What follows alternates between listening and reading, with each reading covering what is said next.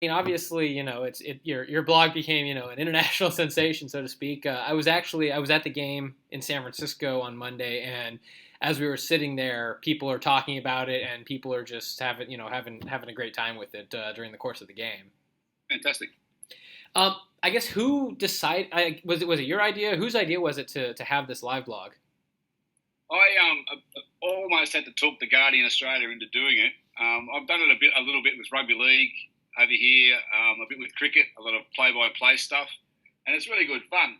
And I thought with Jared Hayne, the massive the massive interest in Jared Hayne's first game, that a blog would work, especially because it was 2 o'clock. Sorry, it was midday on a Tuesday when the broadcast was happening. So Monday Night Football, your time, was our midday. So the game went from midday to about 2:30 or 3 o'clock in the afternoon. So it was a good time for it to be on. But I did have to sort of twist their arm a little bit. They weren't exactly sure to chuck it on, but once we did get it going, it's hopefully going to be a regular thing. So we're doing the Steelers game next week, which is on at 3 a.m. our time, which will be a bit of a stretch, but we'll see how we go.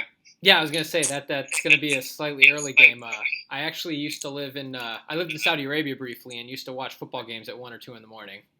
Right. Um, so yeah, obviously, you've got one game under your belt. You had mentioned on SportsCenter that you primarily watch Super Bowls. Yeah. I guess is the next step. Are as you head into this next game, are you just going to kind of dive right in again? Or are you doing research beforehand, or what's your plan for week 2? No, I don't think I'll do any research. I think the key to part of the blog's charm was the lack of research. I might do a little bit. I certainly read the papers. Like the Hayne Mania over here is still It's still on the go. There's probably half a dozen journalists still over there coming up with various stuff. Always looking for new angles. So I read the papers and consume a fair bit, but. I know a few. I think I'd prefer to learn it just by osmosis, if you like, and just keep watching 49ers games and watch a bit more of American football and learn it that way rather than sit down and read a rule book or something like that. But I'm certainly watching SportsCenter a bit more and the NFL and that I enjoy that around the horn show with those guys, having a laugh, talking football. So, I think I just learn by osmosis as I go and make it more of a sort of organic thing and develop a love for it rather than delve into any rule books or anything. No, that makes sense. With one full game under your belt, I guess what would you say would be like the one thing that you think is best about the game, one thing that you think is worst about the game? What kind of stood out to you on Monday? Probably the enjoyment of the game comes from pretty much the same reason as rugby and rugby league.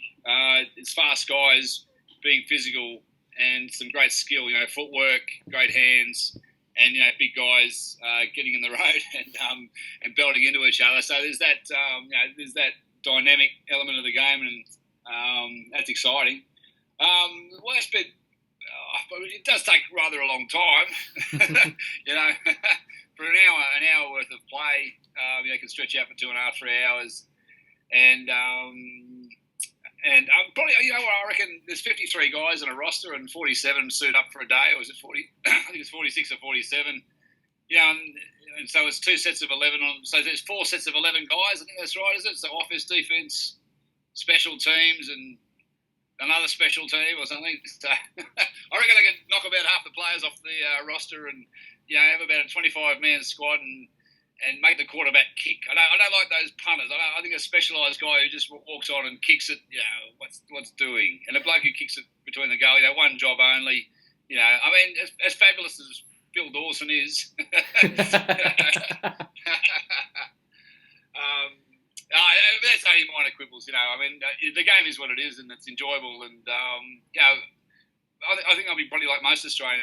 Like I said, we'd watch one game a year, which would be the Super Bowl, but we keep an eye on it. We'd have a cursory understanding of the rules and a few of the more famous players and that sort of stuff. So, but I've got a few mates over here that really love it, and they've been texting me and such saying, "Look, it'll get under your skin," and we'll go from there. So, look, I'm a bit like Jared myself. I'm on the start of a journey. Yeah, no, definitely. Now that obviously Jared Hayne is just a huge sensation over there.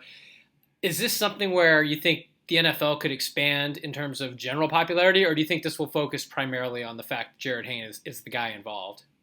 Yeah, that's a good question. We do. probably the more Australians in the National Football League, the better. Jared is sort of the pioneer. Well, I mean, we've had a couple over the years. Darren Bennett was a punter, and there's a bloke called Jesse, the Monster. I'm not sure. I can't remember who he plays for. But we've had a few guys go over. But Jared's definitely the first guy that's really sort of excited us about it. And he's got a few other guys over here, rugby players, thinking, well, he can do it. Maybe I can. I don't think there'll be a flood of guys going over. There might be a trickle. Blokes dipping their toe in the water, if you like. But as far as popularity of the game, it can't hurt. Jared's number 38 is the hottest selling, 49ers bit of kit over here. You actually see people walk around the streets in the number 38. And I'm not sure what the viewing numbers were for his first game. But there's massive hype about it, and and the better he goes, the more interested people will be. And let's hope so. Let's hope a few more guys go over, and I'm going to buy a jumper. I'm going to buy the number 38. There we go. Yeah, and actually they released the numbers, and I think they said something like 105 or 109,000 people watched the Super Bowl last year, and more people watched Monday Night Football this year in Australia. Right. Yeah, that'll be right. Yeah.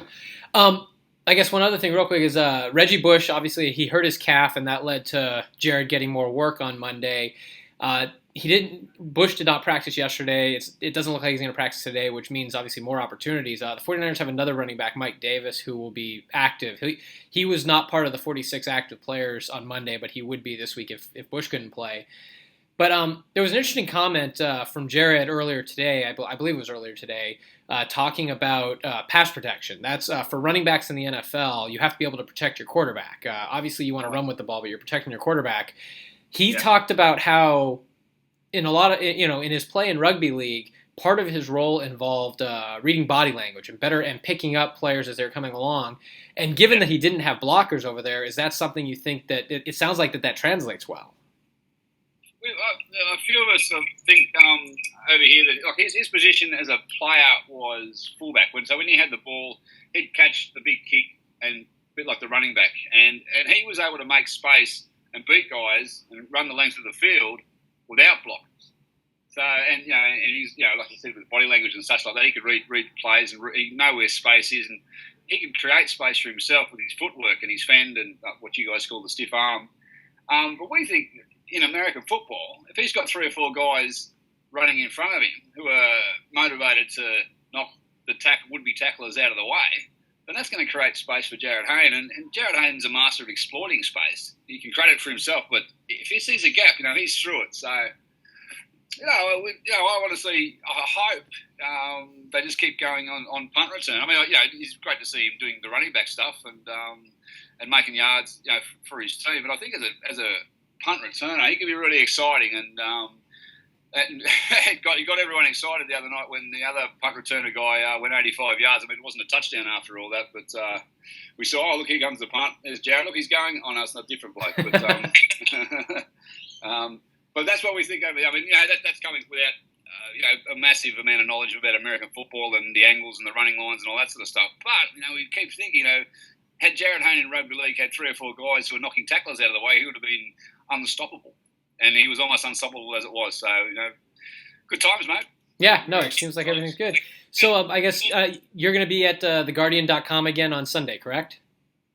It's the US version. So the Australian Guardian, so it's theguardian.com, and there's a / and it's US.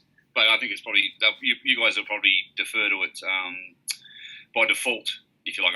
You type in The Guardian, it'll come up. But you can check out their Twitter feed and that sort of stuff. But yes, so 3 a.m. Australian time, whatever time the Niners and Steelers game's on Sunday your time. Yeah, it is 10 a.m. Pacific. So no, this will be great. We look forward to seeing you.